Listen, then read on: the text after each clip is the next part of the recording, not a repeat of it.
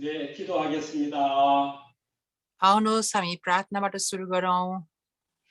전능하신 하나님 아버지 감사합니다. सर्वशक्तिमान परमेश्वर पिता धन्यवाद चढाउँदछौँ।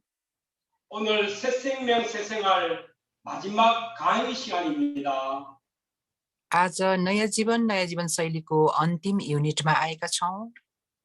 이 시간 성령 내준도 역사 충만한 은혜가 임하는 시간이 되게 하시고 यो समयमा पवित्र आत्मा तपाईको ठुलो अद्भुत कार्य भएको होस् र भर्नुहोस्। 모든 흑암의 세력이 무너지는 시간이 되게 하시고 अन्धकारका सम्पूर्ण शक्ति नष्ट भएर गएको होस्।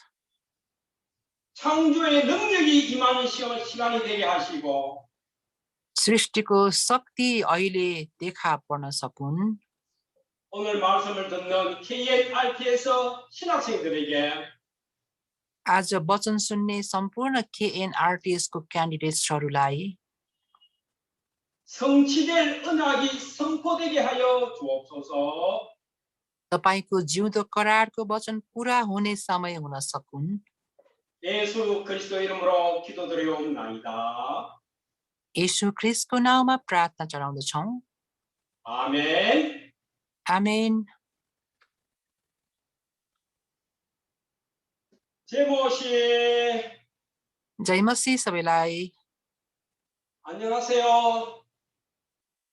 जय मसीह, 안녕하세요। 잘 지내셨습니까? हजुरहरू आराम कुशल हुनुहुन्छ? 여러분 다들 건강하시죠? तपाईहरू स्वस्थ हुनुहुन्छ? 오늘 새 생명 새 생활 오늘 마지막 강의 시간이 되겠습니다. आज भने नयाँ जीवन शैलीको अन्तिम युनिटमा हामी छौँ। 작년 그러니까 2021년 하반기에 우리가 새 생명 새 생활 시작했는데요.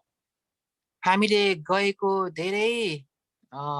वर्ष झन्डै हामीले 12 तारिक गएको कति के भन्नुभयो उहाँले, त्यसमा हामीले सुरु गरेका हौं नयाँ जीवन शैली। 네, 우리 작년 2022년 하반기에는 새 생명 새 생활 1강부터 11강까지 강의를 하였고요. उहाँले भन्नुभएको रहेछ 2021 सालमा हामीले नयाँ जीवन शैलीको 1 युनिटबाट सुरु गरेका थियौं।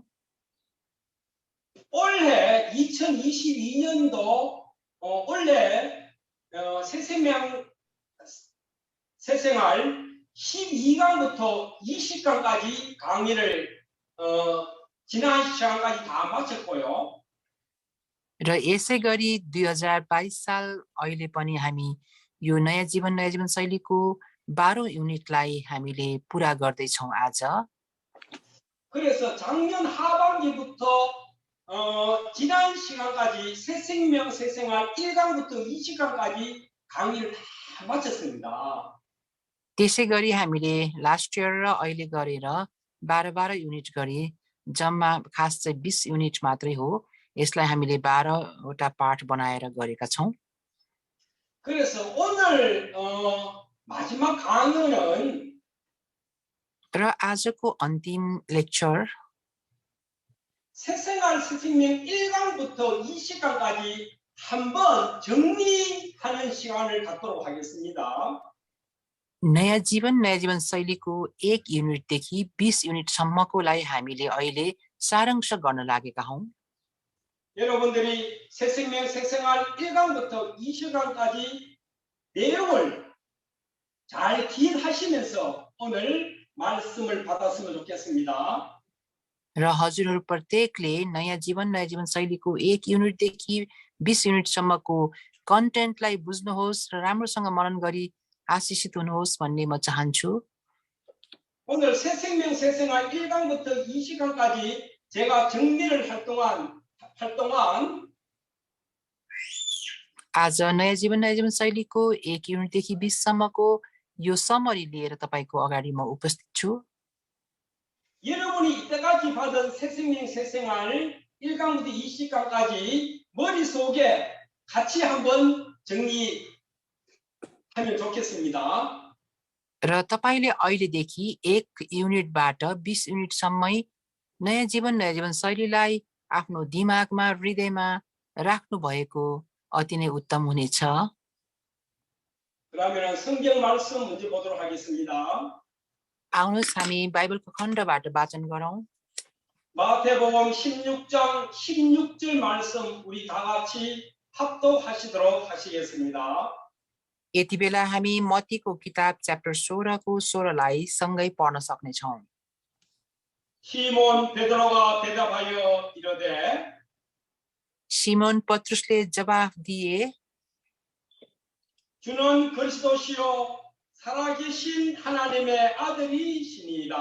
아멘. तपाईँ ख्रीष्ट हुनुहुन्छ, जीवित परमेश्वरका पुत्र। आमेन। 예, 성경 오늘 말씀 성경 구절은 마태복음 16장 16절이고요. आजको बाइबलको खण्ड रहेको छ मत्ती 16को 16। 오늘 말씀 제목은 새 생명 새 생활 1강부터 20강 정리가 되겠습니다. आजको लेक्चरको टाइटल रहेको छ नयाँ जीवन शैलीको 1 युनिटदेखि 20 युनिटको सारांश। 자, 그러면은 새 생활 새 생명 제1가 구원의 길이죠. हामीलाई थाहा छ 1 युनिटमा मुक्तिको बाटो। 성경 구절은 요한복음 14장 6절을 우리가 같이 봤습니다. हामीले बाइबलको खण्ड हेरेका थियौँ यूहन्ना 14को 6। 원래 인간 그리고 문제가 생기고 죽음과 심판, 지옥이 있다고 말씀을 전했고요.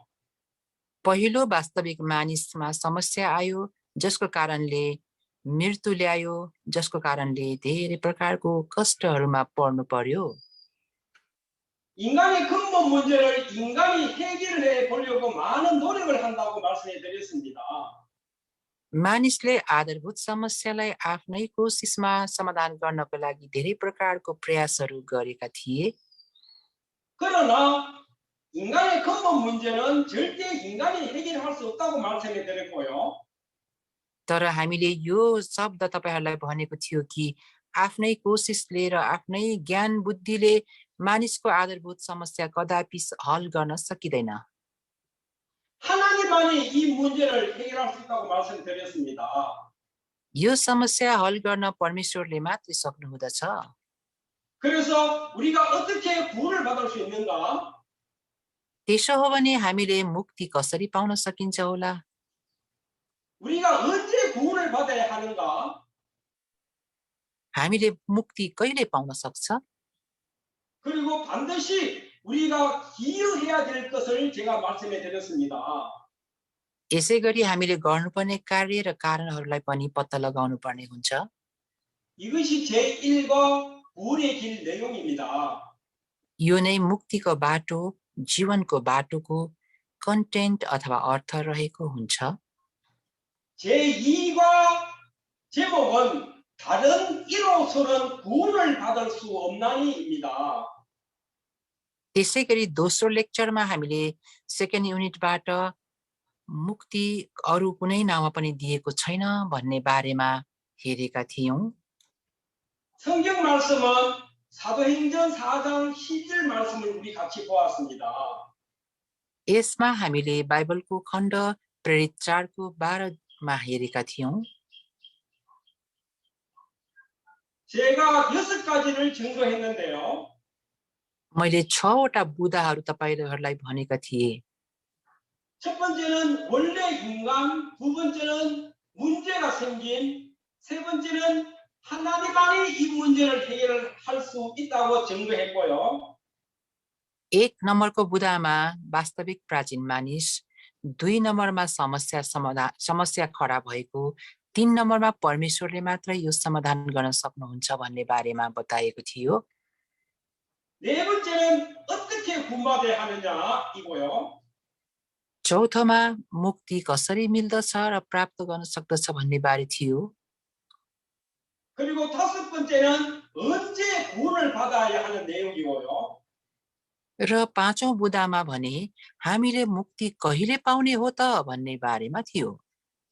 그리고 우리 영적 기도문에 대해서 같이 우리가 기도했습니다. त्यसै गरी त्यो दोस्रो लेक्चरमा हामीले ग्रहण गर्ने प्रार्थना कसरी गरिन्छ र ग्रहण कसरी गराउने भन्ने बारेमा हामीले डेमोन्स्ट्रेसन गरेका थियौं। 그리고 마지막 여섯 번째는 우리가 반드시 기억해야 될 성경 구절을 말씀해 드렸고요. अन्तमा छैटौं बुदामा हामीले हेर्नै पर्ने, मनन गर्नै पर्ने, वाचन गर्नै पर्ने बाइबलको खण्डहरूको बारेमा बताएको थियो। 요한일서 5장 11절에서 13절 말씀과 1 यूहन्ना 5को 12 देखि 5 सम्म हामीले हेरेका थियौं। 요한복음 14장 16절 말씀과 यूहन्ना 14को 16को वचन पनि हामीले हेरेका थियौं। 로마서 8장 2절 말씀과 रोमी 8को 2लाई पनि वाचन गरेका थियौं। 고린도전서 3장 16절 말씀과 त्यसै गरी 1 कोरिन्थी 3को 16, 요한복음 14장 26절에서 27절 말씀입니다. यूहन्ना 14को 24 देखि 26 सम्म हेरेका थियौं। 이 성경 구절을 꼭 기억해라고 제가 말씀해 드렸고요. यो बाइबलको खण्डलाई तपाईहरूले पढ्नै पर्छ भनेर मैले तपाईहरूलाई एउटा गृह कार्य पनि दिएको थियो। 그리고 제3가 제목은 천국 호적 등본 일람입니다. चौथो लेक्चर थियो स्वर्गमा नाम दर्ता गर्नु, हाम्रो नाम स्वर्गमा रजिस्टर गर्नुको बारेमा थियो। 성경 말씀으로는 빌립보서 3장 20절을 우리가 같이 합독했고요. यो 4 युनिटमा हामीले फिलिपी 4को 6लाई सँगै पढेका थियौं। 하나님 말씀을 통해서 7가지를 증거했습니다. फिलिपी 3को 20 हो र यो परमेश्वरको वचनलाई हामीले 7वटा बुँदा बनाएर हेरेका थियौं। 첫 번째는 왜 예수를 믿는가이고요. एक बुँदामा किन येशूलाई विश्वास गर्नुपर्छ, कारण के हो। 두 번째는 구원의 의미에 대해서 말씀을 전했고요. दोस्रो बुँदामा मुक्तिको अर्थको बारेमा हामीले हेरेका थियौं। 세 번째는 기독교의 복음에 대해서 말씀을 했고요. तेस्रो बुँदामा भने हामीले क्रिस्चियनिटी र सुसमाचारको बारेमा हेरेका थियौं। 네 번째는 구원의 방법에 대해서 말씀을 증거했고요. चौथो बुँदामा हामीले मुक्तिको तरिकाहरूको बारेमा हेरेका थियौं। 다섯 번째는 하나님의 자녀에 대해서 말씀을 전했고요. पाँचौंमा परमेश्वरको सन्तानबारे हामीले छलफल गर्यौं। 여섯 번째는 자기 이름이 천국 호적 생명책에 기록됐다고 말씀을 드렸고요. र अन्तिम बुँदा छैटौं बुँदामा हाम्रो नाम जीवनको पुस्तकमा लेखिएको छ, दर्ता गरेको छ भन्ने बारेमा मैले विस्तृत जानकारी दिएको थियो। 일곱 번째는 구원의 확신에 대해서 말씀을 증거했습니다. त्यसै गरी 7औं नम्बरमा मुक्तिको निश्चयताको बारेमा मैले बताएका थिएँ। 사오가는요 거듭남의 증거에 대해서 말씀을 전했는데요. र परमेश्वरमा नयाँ जीवन बिताउन अथवा नयाँ जन्म भएको बारेमा हामीले बताएका थियौं 4 युनिटमा।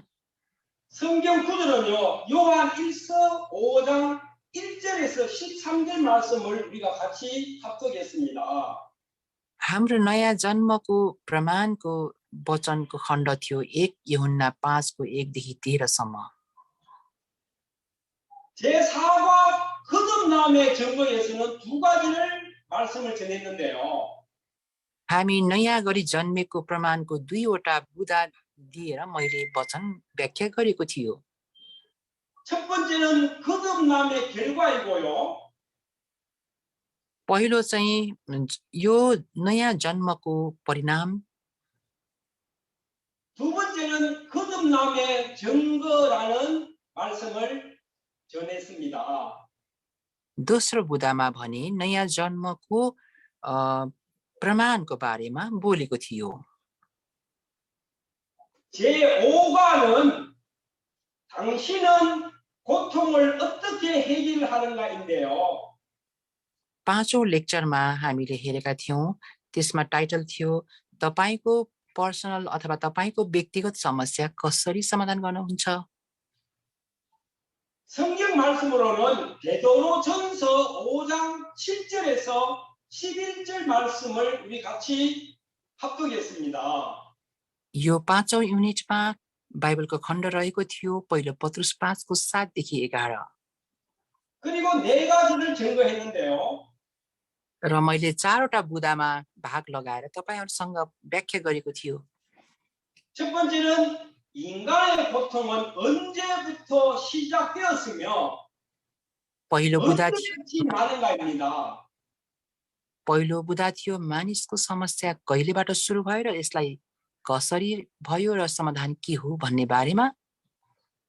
두 번째는 인간의 고통은 왜 시작되었는가를 증거했고요. दोस्रोमा भने परमेश्वरमा नभएकाहरू मानिसहरूको समस्या किन सृजना भयो भन्ने बारेमा। 세 번째는 어떻게 해결되는가이고요. तेस्रोमा यसको समाधान के त। 네 번째는 당신의 고통은 어떻게 되었는가이고요. चौथो बुदा रहेको थियो तपाईको समस्या कष्ट कसरी हल गर्नुहुन्छ। 그리고 다섯 번째는 언제부터 어떻게 시작해야 하나요를 제5가 말씀을 증거했습니다. पाँचौं नम्बरमा कहिलेबाट कसरी किन यो कसरी हल गर्ने भन्ने बारेमा यसको समाधानको उपाय मैले बताएको थियो। 제6과는 영적인 문제를 바로 알자라는 제목인데요. छैटौं युनिटमा आत्मिक समस्यालाई ठिक प्रकारले जान्नुपर्छ भन्ने बारेमा थियो। 성경 말씀은 베드로전서 5장 7절에서 8절 말씀을 우리 같이 합독을 했고요. यो छैटौं युनिटमा बाइबलको खण्ड रहेको थियो, पहिलो पत्रुस 5को 7देखि 8। 네 가지를 증거했습니다. यसको चारवटा प्रमाणहरू मैले दिएको थियो। 첫 번째는 그리스도인이 된 우리에게 대적이 있다고 말씀을 증거했고요. एक नम्बरमा हामी क्रिस्चियनहरूको लागि हुनुपर्ने कुराहरू के हुन् भनेर। 두 번째는 그 대적자의 이름을 알아보았고요. र म इसाई भएपछि मेरो पहिचानलाई थाहा गर्नुपर्ने बारेमा दोस्रो बुदा थियो। 세 번째는 우리의 대적자 사탄이 언제부터 나타났는가를 증거했고요. र तेस्रो नम्बरमा शैतानले कहिलेबाट हाम्रो यो पहिचानलाई हराइदियो र हामीसँग यो कसरी देखा पर्यो कहिले देखा पर्यो भन्ने बारेमा थियो। 네 번째는 이 사단의 활동에 대해서 말씀을 증거했습니다. चौथो नम्बरमा शैतानको क्रियाकलापको बारेमा व्याख्या गरिएको थियो। 자, 그리고 제7과는요. 새로운 갈등에 도전하자는 제목으로 말씀을 증거했는데요. सातौं लेक्चरमा चाहिँ नयाँ संघर्ष अथवा द्वन्द्वको बारेमा व्याख्या गरिएको थियो। 성경 말씀은 빌립보서 4장 6절에서 7절 말씀입니다. बाइबलको खण्ड रहेको थियो फिलिप्पी 4को 6देखि 7। 네 가지를 증거했는데요. त्यसमा पनि मैले चारवटा भाग लगाएर व्याख्या गरेको थियो। 첫 번째는 새로운 갈등이 무엇인지 말씀을 증거했고요. पहिलो नम्बरमा नयाँ द्वन्द्व के हो भन्ने बारेमा। 두 번째는 구원받은 성도의 실존이 무엇인가에 대해서 증거를 하였고요. र दोस्रोमा मुक्ति पाएको मानिसको पहिचान र उसको कार्य के हो भन्ने बारेमा हेर्यौं। 세 번째는 문제 해결책인 하나님께서 함께 하셨다고 증거를 했고요. तेस्रो बुदामा समाधानको बाटो समस्या समाधान गर्न परमेश्वर हामीसँगै उहाँको उपस्थिति दिनुहुन्छ भन्ने बारेमा, 네 번째는 성도의 생활 방식에 대해서 말씀을 나누었습니다. चौथो बुदामा विश्वासी अथवा सन्तहरूको जीवनशैली कसरी जिउनुपर्छ भन्ने बारेमा व्याख्या गरिएको थियो। 다음 제8과 제목은 기도하는 생활을 제가 증거했는데요. र अर्को 8 युनिटमा चाहिँ प्रार्थनाको जीवनशैलीको शीर्षकद्वारा मैले तपाईहरूको समक्ष बताएको थियो।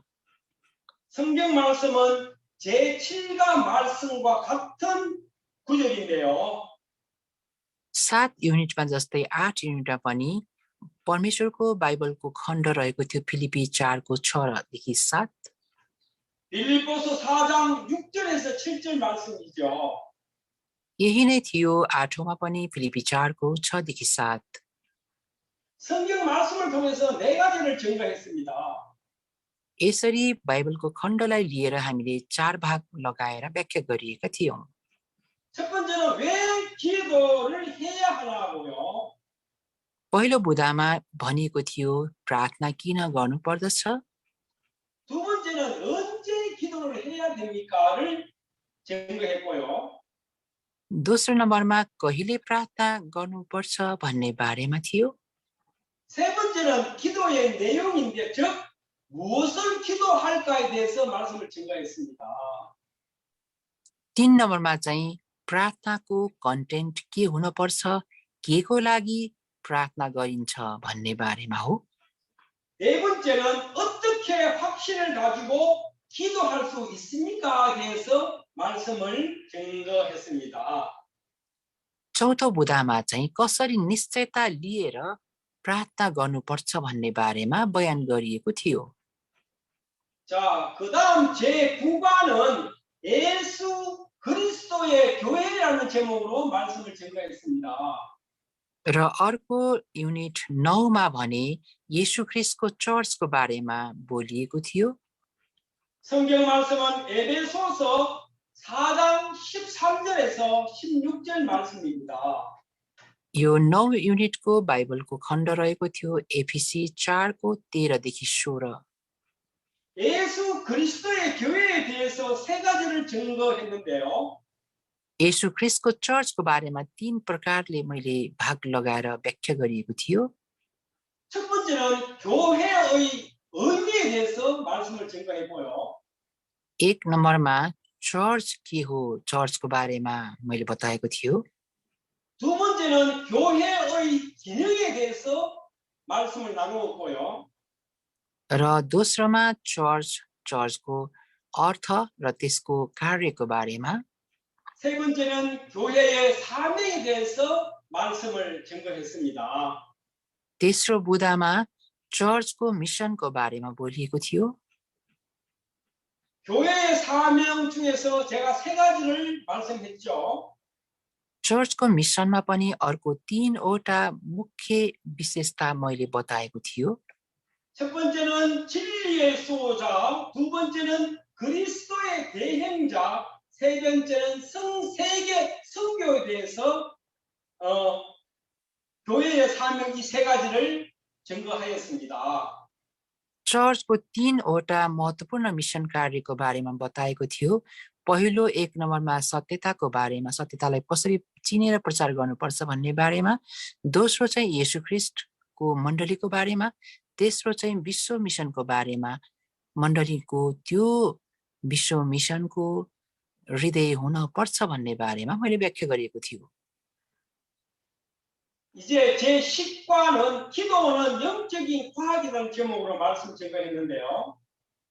र 10औं युनिटमा गएर हामीले प्रार्थना आत्मिकी विज्ञान हो भन्ने शीर्षक लिएर वचन बोलिएको थियो। 성경 말씀은 예레미야 33장 3절 말씀입니다. बाइबलको खण्ड रहेको थियो यिर्मया 33को 3। 기도는 영적 과학이라는 제목으로 세 가지를 증거했습니다. प्रार्थना आत्मिकी विज्ञान हो भन्ने बारेमा पनि 3वटा खण्ड मिलाएर मैले बोलेको थियो। 첫 번째는 기도에 대한 약속을 말씀을 증거했고요. नम्बर 1 मा प्रार्थनाको लागि परमेश्वरले प्रतिज्ञा गर्नुहुन्छ भन्ने बारेमा, 두 번째는 기도는 영적인 과학이라는 제목으로 말씀을 증거했고요. दोस्रोमा प्रार्थना चाहिँ आत्मिक विज्ञान हो भन्ने शीर्षकलाई मैले व्याख्या गरिएको थियो। 세 번째는 어떻게 기도해야 합니까? तेस्रो 이렇게 बुदा 말씀을 증거했습니다. तेस्रो बुदामा भने कसरी प्रार्थना गर्नुपर्छ भन्ने बारेमा हो। 그래서 기도는 영적인 과학이다에 대한 결론은 त्यसै गरी प्रार्थना आत्मिकी विज्ञान हो भन्ने वचनको निष्कर्षमा चाहिँ हामीले के निकाल्यौं भन्दा, 기도에 실패하면은 신앙생활에 실패한다라는 칼빈의 말씀을 인용해서 결론을 말씀해 드렸습니다. प्रार्थना असफल भयो भने हाम्रो विश्वासको हिडाइ र जीवन पनि असफल हुन्छ भन्ने बारेमा जन क्याल्भिनले लेखेको अथवा उसको भनाइलाई बोल्दै हामीले यसको अर्थ खोलेका थियौं। 제11과는 예배하는 생활이라 제목으로 말씀해 드렸습니다. 11 युनिटमा आराधनाको जीवनको बारेमा वचन बोलिएको थियो। 성경 말씀으로는 요한복음 4장 24절과 역대상 16장 29절 말씀을 우리 같이 합독했습니다. त्यतिखेर बाइबलको खण्ड रहेको थियो यूहन्ना 4को 24, पहिलो इतिहास 16को 29लाई लिएर वचन बोलिएको थियो। 그래서 예배하는 생활에 대해서 5가지를 제가 증거를 했습니다. आराधना गर्नुपर्ने जीवनमा 5वटा बुदा मिलाएर त्यहाँ वचन प्रचार गरिएको थियो। 첫 번째는 예배의 대상이고요. पहिलो चाहिँ आराधनाको मुख्य प्रमुख, 두 번째는 예배를 위한 바른 자세에 대해서 제가 말씀을 증거했고요. दोस्रोमा चाहिँ आराधनामा हुनुपर्ने आराधनाको मुख्य विशेषता कारण बताइएको थियो। 세 번째는 예배의 내용과 네 번째는 예배의 종류에 대해서 증거했습니다. तेस्रो नम्बरमा चाहिँ आराधनाको जुन अर्थ अनि चौथोमा चाहिँ आराधना सेवालाई किन र कसरी गर्नुपर्छ भन्ने बारेमा थियो। 그리고 다섯 번째는 예배를 잘 드리기 위해서 어떻게 하면 됩니까? 라는 걸 증거했습니다. पाँचौं बुदामा रहेको थियो आराधना सेवा ठिक प्रकारले कसरी गरिन्छ र गर्नुपर्छ भन्ने बारेमा बताएको थियो। 그리고 참고로 제가 사도신경과 주기도문을 미리 암송해 두라고 말씀해 드렸습니다. र तपाईहरूलाई मैले गृह कार्य पनि दिएको थियो, विश्वासको सार कण्ठ गर्नु, परमेश्वरले सिकाउनु भएको प्रार्थनालाई कण्ठ गर्नुको बारेमा पनि। 여러분들은 신학생이기 때문에 이제는 사도신경과 주기도문은 여러분들 머릿속에 암송해 두어야 됩니다.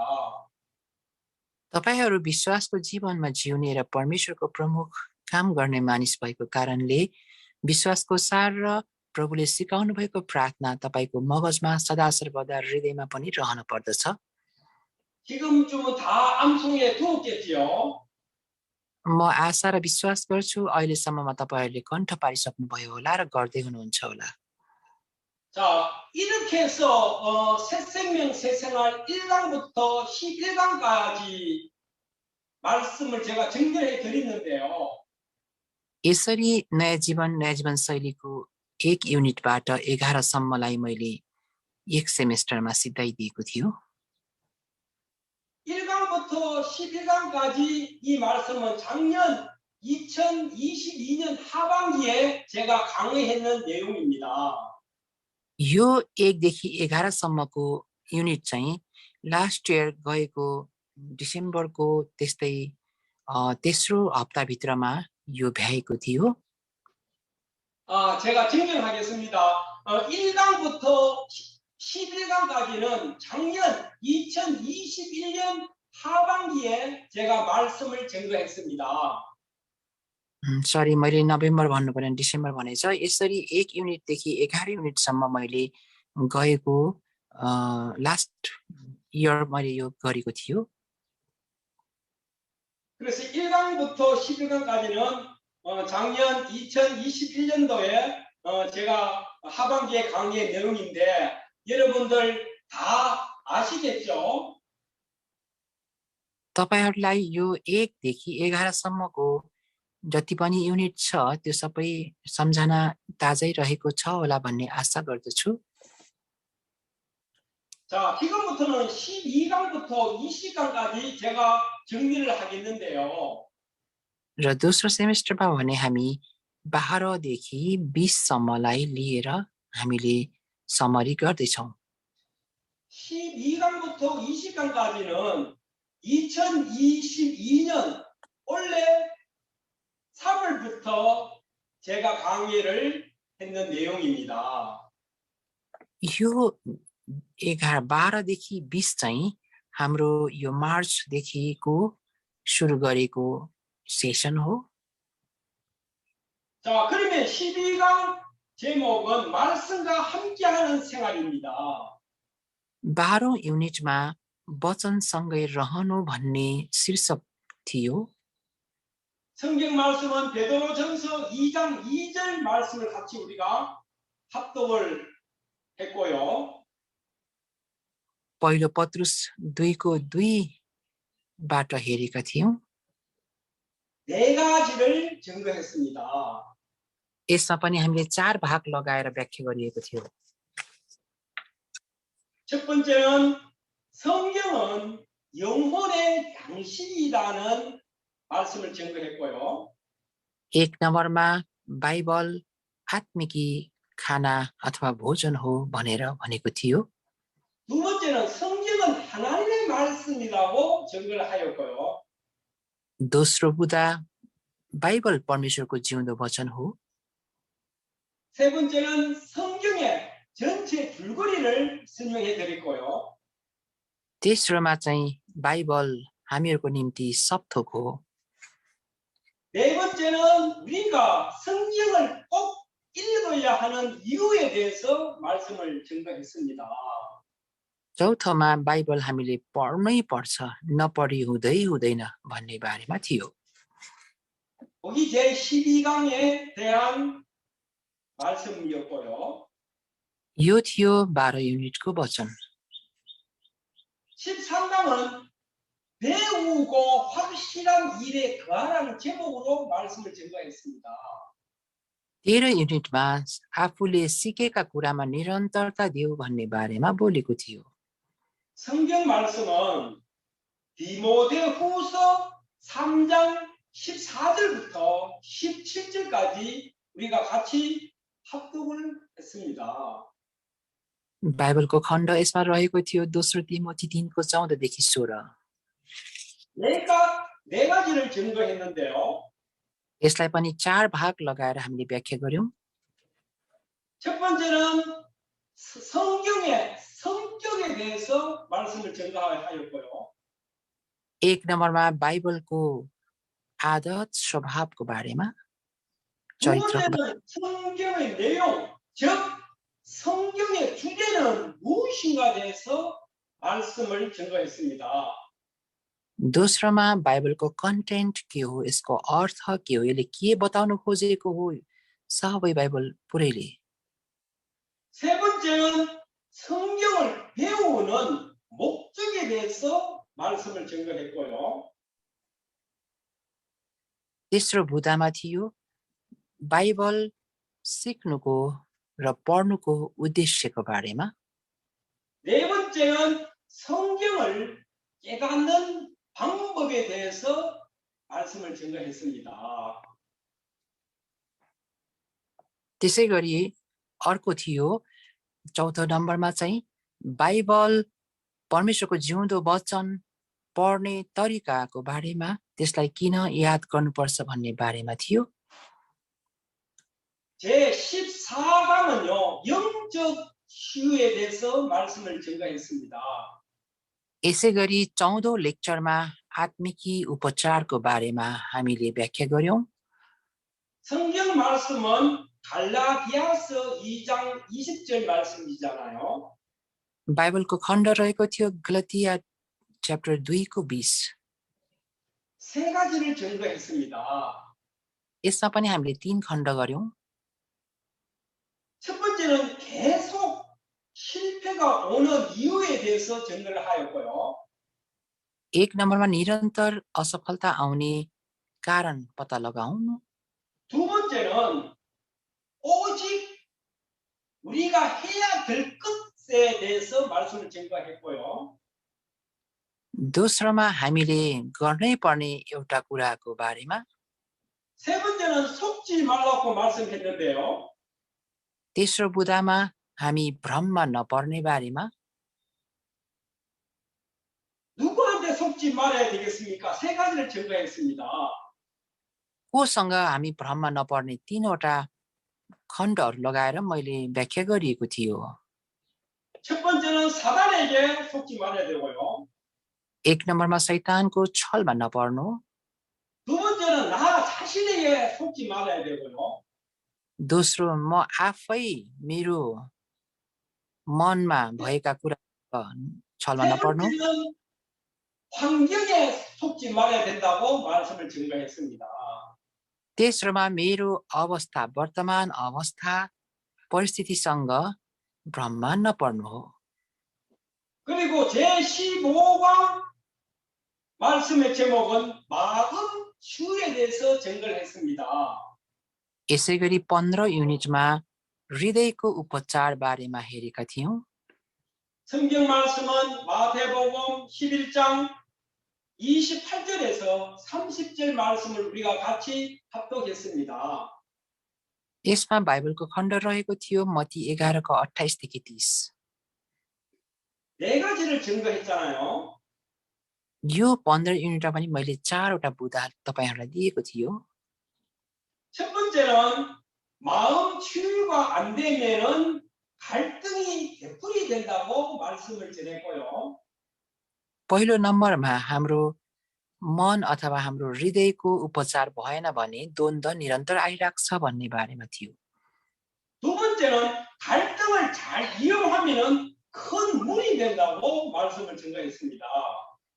दोस्रो बुदामा चाहिँ यो द्वन्द्व अथवा संघर्षलाई हामीले ठीक प्रकारले पत्ता लगाएर उपचार गरेन भने त्यो बढ्दै जाने र नराम्रो परिणाम ल्याउने बारेमा थियो। 큰 문이 열린다고 했는데요. 큰 문은 세 가지를 제가 말씀을 했습니다. त्यो नराम्रो परिणामको बारेमा पनि मैले अर्को 3वटा भागमा 3 खण्ड लगाएर बोलेको थियो। 응답의 문이 열리고요. 전도의 문이 열리고요. 내 사역 다양의 문이 열린다고 증거를 했습니다. यदि हामीले यसको समयमा उपचार गर्यो भने 3वटा खण्डहरू जस्तै उत्तर आउने कुरा, मेरो जीवनमा चाहिँ कतिवटा सुसमाचारको ढोकाहरू खोल्ने कुरा र मेरो जीवनको हरेक समस्याको उत्तरको ढोका खोल्ने कुरा बारेमा मैले बताएको थियो। 그리고 세 번째는 깨닫지 못하면은 사단의 통로가 된다고 말씀을 증거했고요. तर यो कुरालाई समयमा उपचार भएन र यो बुझ्न सकेन भने शैतानको च्यानल बन्छ भनेर तपाईहरु समक्ष यो वचन ल्याएको थियो। 네 번째는 감사와 전신 갑주를 입으라고 말씀을 증거했습니다. त्यसकारण चौथो नम्बर समाधानको बाटो मैले भनेको थियो सधैँभरि परमेश्वरको वचन अनुसार धन्यवादी जीवन जिउन पर्छ भनेर।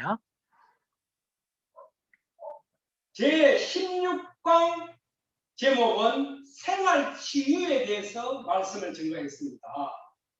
16 युनिटमा जीवनशैलीको उपचारको बारेमा हेर्यौं। 성경 말씀은 마태복음 12장 25절부터 45절까지 읽어보라고 제가 말씀을 했습니다. यसमा बाइबलको खण्ड रहेको थियो मत्ती 12को 25देखि 45सम्म। 생활 치유에 대해서 4가지를 증거했는데요. यो जीवनशैली उपचारमा 4वटा भाग लगाएर मैले व्याख्या गरेको थियो।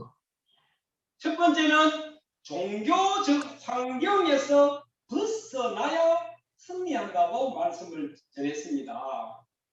पहिलो बुदा थियो हाम्रो परिस्थितिसँग हामी चाहिँ निस्कनु पर्छ। 두 번째는 우상의 환경에서 벗어나야 승리한다고 말씀을 증거했고요. दोस्रो मूर्ति पूजाको वातावरणबाट निस्क्यो भने हामीले छुटकारा पाउन सक्छौँ, निको हुन सक्छौँ भनेर। 세 번째는 각종 귀신 활동에서 벗어나야 승리한다고 말씀을 전했고요. तेस्रोमा हाम्रो व्यक्तिगत क्रियाकलापबाट पनि हामीले कस्तो क्रियाकलाप गर्दैछौँ त्योबाट नराम्रो कुराबाट उम्कनु पर्छ भन्ने बारेमा थियो। 네 번째는 환경 치유에 대해서 말씀을 증거했습니다. अन्तमा गएर वातावरणको उपचार गर्नुपर्छ, हाम्रो वातावरण राम्रो बनाउनुपर्छ भन्ने बारेमा थियो। 제17강에서는 정신치유라는 제목으로 말씀을 증거했습니다. यसै गरी 17 युनिटमा मानसिक उपचारको बारेमा थियो। 성경 말씀은 사도행전 16장 16절에서 18절 말씀을 우리가 같이 합독했습니다. बाइबलको खण्ड प्रेरित 16को 16देखि 18 थियो। 정신치유에 대해서 5가지를 말씀을 증거했는데요. यो मानसिक उपचारको बारेमा 5वटा मैले व्याख्या गरेको थियो। 첫 번째는 강단을 통한 꾸준한 말씀 치유를 받아야 한다고 증거했고요. 1 नम्बरमा पुलपिटबाट आउने मेसेज हामीले मनन गर्नुपर्ने। 두 번째는 치유 사역자를 통한 꾸준한 말씀 치유를 받아야 된다고 증거를 하였고요. दोस्रो चाहिँ उपचारकर्ता अथवा चङ्गाईकर्ता व्यक्तिसँग हामीले परामर्श लिनुपर्ने, वचनको अभ्यास गर्नुपर्ने। 세 번째는 생활 치유를 받아야 된다고 증거했고요. र तेस्रो नम्बरमा चाहिँ हाम्रो जीवनशैलीमा उपचार गरिराख्नुपर्ने हुन्छ। 네 번째는 적응할 치유를 받아야 된다고 증거를 했고요. चौथो नम्बरमा अहिले नै हामीमा परिरहेको समस्याको यो मानसिक समस्याको उपचार चाहिँ गर्नुपर्ने बारेमा। 그리고 다섯 번째는 오직 그리스도만이 해결자라고 결론을 지었습니다. र पाँचौँमा केवल ख्रिस्ट मात्रै हाम्रो समाधानकर्ता हुनुहुन्छ भनेर टुङ्ग्याएको थियो। 그리고 제18강 육신치유라는 제목으로 말씀을 증거했습니다. त्यसै गरी 18औं युनिटमा शारीरिक उपचारको बारेमा थियो। 성경 말씀은 마태복음 8장 15절에서 17절 말씀을 같이 우리 합독했습니다. यसमा बाइबलको खण्ड रहेको थियो मत्ती 8को 15देखि 17। 육신치유에 대해서 4가지를 증거했습니다. यहाँ पनि शारीरिक उपचारको बारेमा 4वटा बुदाहरू मैले प्रस्तुत गरेको थियो। 첫 번째는 영혼 치유부터 해라고 증거했고요. पहिलो नम्बरमा आत्मिक उपचार गर्नुपर्ने। 두 번째는 마음 치유를 받아야 된다고 증거를 했고요. त्यसपछि दोस्रोमा हाम्रो मनको अथवा हाम्रो मानसिक उपचार गर्नुपर्ने। 세 번째는 환경에 대한 치유를 해야 된다고 말씀을 증거했고요. तेस्रोमा हाम्रो वातावरण, हाम्रो परिस्थितिको उपचार गर्नुपर्ने। 네 번째는 성령이 충만해야 치유가 된다고 결론을 지었습니다. चौथो नम्बरमा पवित्र आत्माले भरपूर भएर अभिषिक्त भयौं भने पवित्र आत्माको भरपुरमा हामी पूर्ण रूपले निको हुन सक्छौं भनेर 제19강 행복한 가정이라는 제목으로 말씀을 증거했는데요. यसै गरी 19 युनिटमा सुखी परिवारको बारेमा थियो। 성경 말씀은 창세기 2장 24절 말씀을 같이 합독했습니다. उत्पत्ति 2को 24लाई हामीले लिएको थियौं। 세 가지를 증거했는데요. 3 प्रकारको बुदा मैले बयान गरिएको थियो। 첫 번째는 부부는 한 몸이라고 말씀을 증거했고요. 1 नम्बरमा दम्पति एक शरीर हो। 한 부부 안에서 자녀들과 공동체에 대해서 말씀했고요. र एक दम्पतिमा सबै कुराको स्वतन्त्रता हुन्छ, सबै कुरा फ्रिडम हुन्छ भन्ने बारेमा थियो। 세 번째는 가정 전도에 대해서 말씀을 증거했고요. र तेस्रो बुदामा परिवारमा प्रचार गर्नुपर्ने, वचनको अभ्यास गर्नुपर्ने बारेमा थियो। 그래서 행복한 가정은 하나님을 모시는 축복된 가정이라고 결론을 지었습니다. निष्कर्षमा थियो सुखी परिवार परमेश्वरलाई आराधना भक्ति चढाउने, परमेश्वरको प्रचार र साक्षीको जीवन जिउने हुँदछ भनेर।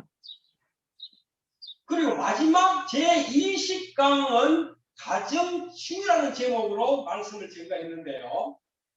अन्ततः अन्तिम युनिट 20 युनिटमा चाहिँ परमेश्वरमा चाहिँ परिवारको उपचार गर्नुपर्छ भन्ने बारेमा थियो।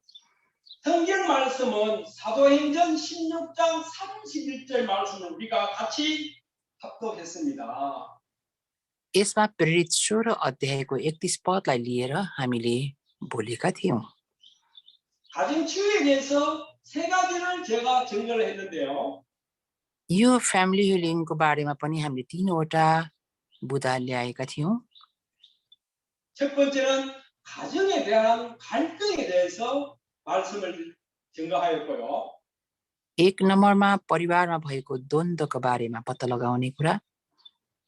가정의 문제는 두 번째 가정의 문제는 영적인 문제인 줄 알고 믿음으로 치유해야 된다고 말씀을 증거했고요.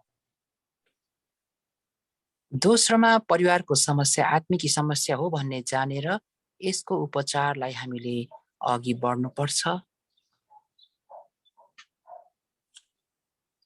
세 번째는 말씀과 기도로 가정 치유에 대해 치유를 해야 된다고 말씀을 증거했습니다. र तेस्रो नम्बरमा वचन केन्द्रित र प्रार्थनाको जीवनशैलीमा वचन र प्रार्थना लिएर हामीले यसको उपचार गर्न सकिन्छ भन्ने बारेमा बोलेको थियो। 그래서 가정 치유는 영적인 문제인 줄 알고 우리가 하나님 중심으로 하나님 말씀을 믿고 기도하면서 치유해야 된다고 말씀을 증거했습니다. त्यसैले परिवारको समस्या भनेको आत्मिकी समस्या हो अनि हामीले परमेश्वरको वचनलाई ल्याएर परमेश्वरको वचन पक्रेर प्रार्थना गर्छौं भने वचन र प्रार्थनाद्वारा निको हुन सक्दछ। 네, 이렇게 하여 2022년 올해 12강부터 20강까지 말씀을 제가 다 증거했습니다. यसरी दोस्रो सेमेस्टरमा हामीले यो 2022मा 12 युनिटदेखि 20 युनिटसम्म नयाँ जीवन शैलीको वचन ल्याएका छौं। 그리고 오늘은 마지막 시간으로 새 생명 새 생활 1강부터 20강까지 전체적으로 한번 정리를 해 드렸습니다. यसरी मैले अन्तिम 1 युनिटदेखि 20 युनिटलाई तपाईहरुको समक्ष समरी गरेर आज भने प्रस्तुत गरिदिएको छु। 여러분 말씀을 다 이해하시겠죠? हजुरहरू सबैले वचनलाई राम्रोसँग बुझ्दै हुनुहुन्छ? 다 기억나시죠? तपाईहरूलाई याद छ सबै वचनहरू? 새생명 새생활 1강부터 20강까지는 복음의 핵심 내용입니다. यो 1 युनिटदेखि 20 युनिटसम्म नै सुसमाचारको एउटा कोर पोइन्ट हो अथवा मुख्य भाग हो। 원색 복음입니다. यो चाहिँ एकदमै ओरिजिनल गस्पल हो। 여러분이 평생 가지고 가야 될 언약의 말씀입니다. यो तपाईले तपाईको होल जीवनभरि नै लिएर हिँड्नुपर्ने करारको वचन हो। 또 이 말씀은 나 개인뿐만 아니고 우리 후대에게 계속 이어져야 할 언약의 말씀입니다. यो करारको वचन तपाई र मैले मात्रै पक्रिने होइन, आउने भावी पुस्तालाई हस्तान्तरण गर्नुपर्ने, सिकाउनुपर्ने जिम्मेवारी दिनुपर्ने हुन्छ। 그래서 새생명, 새생활 1강에서 20강 이 말씀은 त्यसैले नयाँ जीवन शैलीको 1 युनिटदेखि 20 युनिटसम्मको यो वचनलाई 여러분 가정과 여러분 교회와 현장에 성취될 말씀입니다. तपाईको व्यक्तिगत जीवन, परिवार, मण्डली र तपाईको वरपरदेखि संसारैभरि पूरा हुनुपर्ने जिउँदो परमेश्वरको वचन हो। 여러분 새생명 새생활 1강부터 20강 말씀 듣는다고 여러분 수고 많이 하셨고요. 하나님 은혜가 임하셨는 줄 저는 믿습니다. यो नयाँ जीवन शैलीको साँचो जिउँदो वचनलाई तपाईहरूले राम्रोसँग प्रचार गर्नुभएको होस् र तपाईको जीवन रूपान्तरण होस् र धेरैलाई तपाईले रूपान्तरमा ल्याउनु सक्नु भएको होस् भन्ने म परमेश्वरसँग आशिष बोल्दछु। 그러면 과제문을 내드리겠습니다. र तपाईहरूलाई म असाइनमेन्ट पनि दिन चाहन्छु। 과제문은 새생명 새생활 1강부터 20강까지 यो नयाँ जीवन शैलीको भाग 1 देखि 20 सम्मलाई लिएर 성경 말씀과 제목을 여러분들이 A4 용지에다가 다 적으셔서 제출하시기를 바라겠습니다. यो बाइबलको वचनको खण्ड सहित त्यसको शीर्षक सहित A4 साइज पेपरमा तपाईले सबै टिप्न सक्नुहुनेछ। 다시 말씀해 드리면은 यसलाई फेरि भन्नु पर्दा 새생명 새생활 1강 제목 1강 성경 구절 이렇게 적으면 되고요. मैले भन्न खोजेको चाहिँ यो हो कि नयाँ जीवन शैलीको 1 युनिटबाट तपाईले सुरु गर्नुहुँदा 1 युनिटको टाइटल, त्यो प्यासेजको टाइटल लेख्नुपर्छ अनि त्यो स्क्रिप्चर मतलब बाइबलको खण्ड पनि लेख्नुपर्छ। 이렇게 하여 1강부터 20강까지 성경 구절과 제목을 다 적어 제출하시기를 바라겠습니다. यसरी बाइबलको खण्ड सहितको शीर्षकलाई लिएर 1 देखि 20 भागसम्मै तपाईले लेख्न सक्नुहुनेछ। यो तपाईहरूलाई गृह कार्य हो। 그런데 중요한 것은 त्योभन्दा पनि अझ महत्त्वपूर्ण कुरा बताउन चाहन्छु। 보고 적지 마시고 암기해서 한번 적어 보시기를 바라겠습니다. वचन सुन्ने मात्रै होइन, तपाईको दिमागमा राखेर एकचोटि कण्ठ गर्नुहोस् अनि फेरि लेख्ने गर्नुहोस्, मेमोराइज गर्नुहोस्। 그래서 우리 수미 목사님에게 그렇게 제출하면 되겠습니다. यसरी तपाईले तयार गर्नुभएको यो पाठ अथवा यो गृह कार्यलाई पास्टर सुमी कहाँ तपाईले बुझाउन सक्नुहुनेछ। 새생명 새생활 1강부터 20강까지 다 마쳤고요. नयाँ जीवन जीवनशैली 1देखि 20 युनिटसम्म हामीले भ्याएका छौँ। 또 다음에 여러분을 환한 웃음으로 건강한 모습으로 만나게 되시기를 바라겠습니다. र अर्को समयमा तपाईहरूलाई एकदमै हँसिलो अनुहार, खुसी अनुहार र स्वस्थ शरीरमा र आत्माले भरिएको फलवन्त अनुहार म देख्न चाहन्छु। 제가 여러분 만나러 네팔에 곧 갈 예정에 있습니다. हजुरहरूलाई भेट्नको लागि आतुर छु, त्यसैले म नेपाल जाने तयारीमा छु। 빠른 시간 내에 네팔로 가도록 하겠습니다.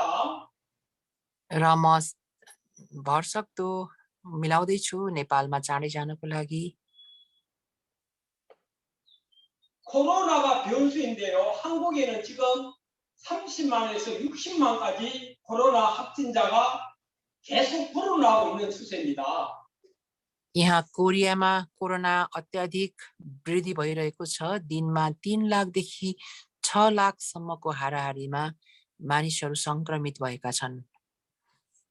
그래서 코로나가 좀 잠잠하면은 빨리 네팔로 여러분 만나 뵈러 가도록 하겠습니다. र कोरोनाको न्यूनीकरण भएपछि चाँडै नै तपाईहरूसँग भेट्ने प्रयासमा म छु। 여러분 또 기도해 주시고 우리도 기도하겠습니다. हजुरहरूले पनि प्रार्थना गरिदिनुहोस् र हामी पनि हजुरहरूको लागि प्रार्थना निरन्तर छ। 만나 때까지 여러분 건강하게 잘 지내시길 바라겠습니다. त्यो बेला नभेटेसम्म तपाईहरू सबैजना सुरक्षित रहनुहोस्, स्वस्थ रहनुहोस्, खुसी रहनुहोस्। 기도하겠습니다. आउनुहोस् हामी प्रार्थना गरौँ। 전능하신 하나님 찬양과 영광을 돌립니다. सर्वशक्तिमान परमेश्वरलाई सबै महिमा, प्रशंसा र आदर चढाउँदछौँ। 2021년 하반기부터 2022년 지금까지 2021देखि 2022को अहिलेसम्मै 새생명 새생활 1강부터 20강까지 강의하게 해주신 은혜에 참으로 감사드립니다. 1 युनिटदेखि 20 युनिटसम्म यसरी तपाईको जिउँदो वचनलाई बयान गर्न पाउँदा धन्यवादी छु। 새생명 새생활 1강부터 20강 이 말씀이 यो नयाँ जीवन शैलीको 1 युनिटदेखिको 20 युनिटसम्मको यो वचनलाई KNRT에서 우리 신학생들에게 모든 현장에서 그대로 성취되게 축복하여 주옵시고 KNRTSको सम्पूर्ण क्यान्डिडेट्सहरूको जीवनमा र फिल्डमा तपाईले यो वचन पूरा गर्नुहोस् र आशिष दिनुहोस्। 우리 신학생들 가는 가정과 모든 현장 위에 हाम्रो क्यान्डिडेट्सहरूको सम्पूर्ण जीवन र परिवारमा मण्डलीमा 성령께서 완벽하게 인도 역사하여 주옵시고 पवित्र आत्माले पूर्ण भरिपूर्णताको साथ कार्य गर्नुभएको होस्। 237 나라와 5천 종족을 살릴 만한 237 राष्ट्र बचाउने 5000 ट्राइब्सहरूलाई बचाउनेहरू हुन सकुन्। 축복을 주옵시고 यसैको लागि आशिष दिनुहोस् प्रभु। 모든 현장에서 생명의 역사가 일어나는 KNRTS와 KNRTS 신학생들이 다 될 수 있도록 축복하여 주옵소서. सम्पूर्ण अन्धकारको शक्तिमाथि जवाब पाउने, सम्पूर्ण अन्धकारको शक्तिमाथि विजय हासिल गर्ने र प्रभुको प्रचार गर्ने KNRTSको क्यान्डिडेट्सहरू हुन सकेको होस्। 예수 그리스도 이름으로 기도드리옵나이다. येशू ख्रिस्टको जिउँदो नाउँमा प्रार्थना जनाउँछौँ। 아멘. आमेन। 네, 목사님 수고하셨습니다. 목사님도 은혜 받았습니다. 제가 너무 많이. 네,